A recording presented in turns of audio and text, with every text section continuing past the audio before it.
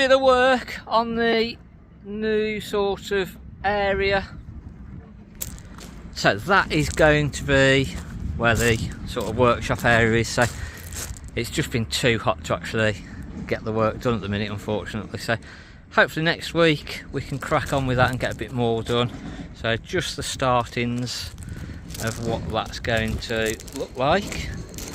So something that we found last week, and I thought was a good thing just to bring up on a video for people, whether you've been caravanning for years, you've only just started caravanning. We ended up stopping, we did sort of 6-7 hour journey up to Scotland. We ended up stopping a couple of times just to break up the journey, and obviously that's what you tend to do, isn't it? When you're going on a long journey, you'll break it up and stop a few times. So service stations, obviously when you pull up to a service station, it's not really recommended that you travel all the time with a hitch lock on. The reason that you don't really want to travel with the hitch lock constantly on there is that if for some reason that we needed to get the caravan unhitched, I'll move away from the road, might be able to hear me a little bit easier, but if we're sort of travelling and something were to happen and we needed to get the caravan unhitched quickly, that's why it's not really advisable to actually travel with the hitch lock permanently on when we're going along. But obviously when we come to a service station, it's what we want to make sure that we put on there straight away. And most of the Alco hitches are designed literally, if it's a proper Alco hitch, just to be able to slot on. You can put your handle back down again and lock it onto the vehicle while you go into the service station. That's then just going to stop any sort of worries and just be able to give you a bit more time in the service station without thinking, blimey, it's like, is the caravan safe? Is someone just going to come and unhitch it? And unfortunately that does happen, and it can happen. So it's just something that you've got to be aware of. And obviously if you've got a motorhome, even putting a sort of wheel lock on there, steering lock on there, it's a little bit extreme and probably not so often that it's going to arise with the motorhome in reality. But again, it's worth just sort of covering your back. And again, people sort of, if you've been followed, and it does happen, where you can be sort of followed off to the service stations, they'll sit there, they'll know that if you're going into the service station and everyone's gone in there, you're going to be in there for sort of 5-10 minutes. And they've got 5-10 minutes of opportunity to try and steal your vehicle. So really worthwhile making sure, as I say, put your hitch lock on there. And again, whether it's the Alco or the Winterhoff, both Alco do the hitch lock that drops on really quickly, and Winterhoff, again, it's only a couple of minute job to put that lock on the front. And again, if it's a motorhome, either your steering wheel lock, if you have a steering wheel lock, or pedal locks. And again, just a bit of extra security. And something that sort of I'd thought, again, really, I think we've got lots of external lockers, so we just went round and sort of went, right, okay, we'll make sure all these lockers are all locked up and that they're safe. We did as well, we went down to the beach on the final day. Oh,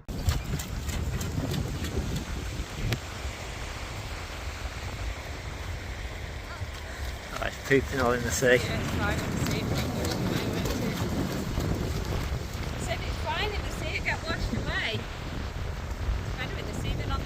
The weather on the final day was half sensible, so we thought, right, we'll go down to the beach. So again, when we got to the beach, parked up on there, we made sure everything was all locked and everything was secure. So just getting into that routine of sort of, if you're travelling, making sure that you're not an easy target. And again, as I say, sadly, it does happen.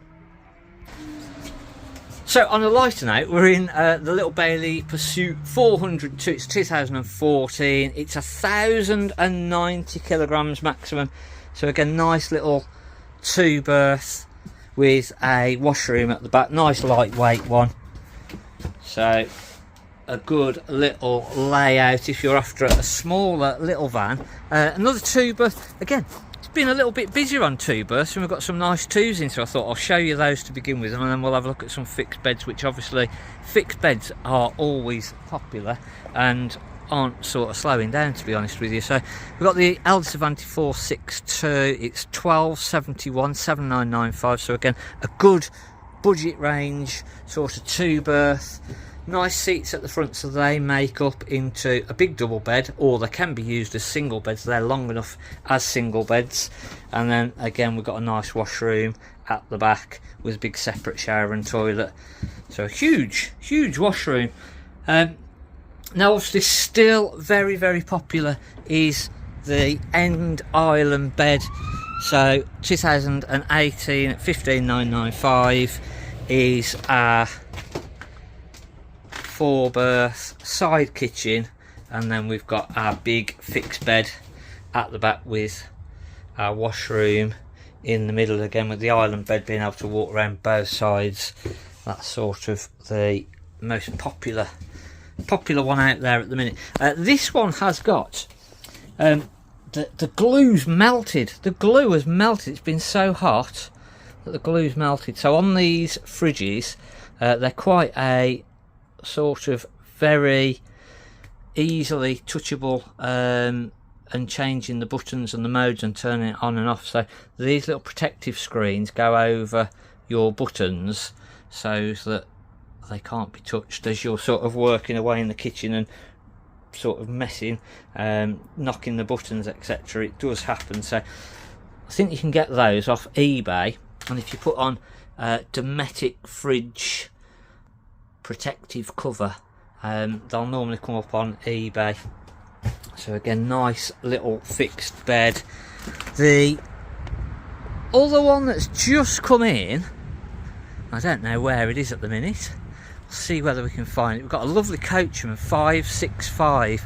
So we had 2 Coachmans come in last week, and the big twin axle, that sold straight away. That literally came in and it got sold straight away. So I'm not going to show you that one, unfortunately. But the other one, which is the VIP, and I made it not so clear. Basically sort of went into the Coachman 575, and I says it's basically the same as this. So all the front end is identical, all the sort of seating and everything up the front is the same as this, but you've then got the single beds in it.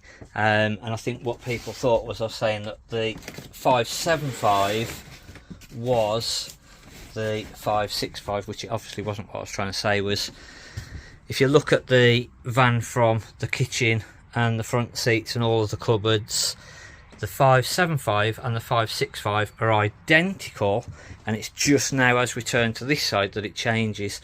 So obviously the 575 has got the island bed on the side. The 565, which is this one, we've got the nice big wardrobe on the side, huge wardrobe, loads of space, our Aldi heating in there, and then our single beds, and then we've got our nice big separate shower and toilet at the back. So again, a lovely van. Got a nice little L this as well, which we might have a look at next week. A few more vans due in hopefully next week as well to have a look at, and then obviously I'm hoping that we'll have got a bit more done on that building, and you'll be able to see a little bit more progress and a bit of an idea of what that's going to look like. So I'm going to show you a little Coachman 450. So this is just come in 2017, 13,995, 1341. So again, this is literally as you walk into the sales area. This is straight here. We've got Chris there trying to get his suntan on. He's suntanning it up. Had to rub sun cream into his back earlier. He's not listening now. So lovely, really nice little 2-berth. Been extremely well looked after, this has. And again, being a Coachman, it's just that nicer spec. But this has, I would say that these covers have all been kept covered, or the upholstery, it's all been kept covered. They do look like brand spanking new. We've got a nice big sunroof. So again, a lovely 2-berth. There are a couple more 2-berths about again at the minute, and this is particularly nice. And again, we've got a nice washroom at the back with the separate shower and toilet. So a nice van. Little extractor fan in the top as well. So yeah, that's about it for this week. Hopefully, as I say, just making sure that you stay safe on the services as you're travelling. Make sure that you sort of get your locks on, make sure that you sort of took every precaution that you possibly can.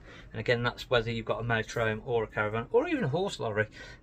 Just being aware, sort of, things unfortunately do go on at the services, and it's an ideal sort of place for you to get picked on. So just being careful on that one. I thought that was a good little tip to sort of look at.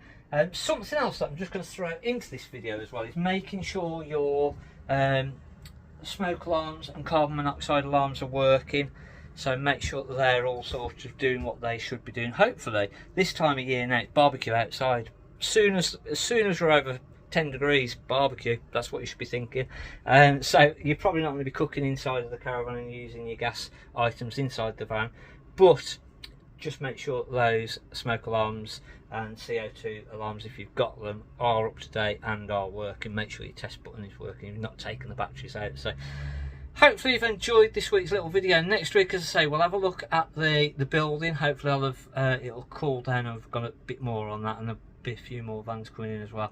And then we're going to have a look at potentially what the manufacturers are doing, what is happening on the manufacturing with a new side, and how it's potentially going to benefit you. So that's coming up next week. So thanks for watching on Mark at the Caravan Place. Have a check of our website, thecaravanplace.com. Have a look on our Facebook. Hopefully next week as well, I'll have a camera person here and everyone won't be on holiday and I won't have to hold the camera myself. And then we will see you then. Thanks for watching. I'm Mark at the Caravan Place.